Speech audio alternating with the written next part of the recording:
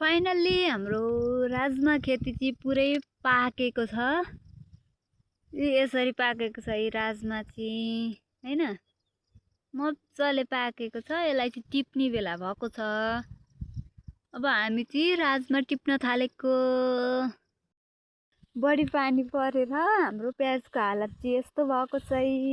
Specially हाम्रो प्याज चाहिँ खेर गएको छ।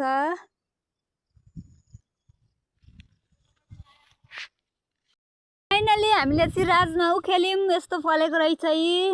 राजमा चाहिँ राम्रै फलेको रहेछ, तर किराले खाएर चाहिँ हैरान पारेछ।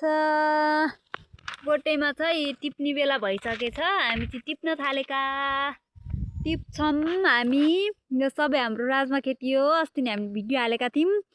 हो धनियाँ उखेलेको भिडियो हो, त्यसैको है। त्यति बेला हरिया थियो। अहिले चाहिँ पाकिसकेका छन् है हाम्रो राजमा चाहिँ। पक्कै पनि हामी राजमा टिप्छौँ। आज चाहिँ मौसम एकदम खराब छ, पानी चाहिँ आइहालेको छैन। आकाश पनि एकदम खराब देखिएको छ। हिमाल यो ऊ देखिएको छ, बादल है। यस्तै छ। राजमा पाकिसक्यो। यस्तो चाहिँ हाम्रो खेतहरू चाहिँ। फाइनल्ली हाम्रो खेत यस्तो छ। हाम्रो प्याज हेरी साध्य छैन, पानीले सबै खायो।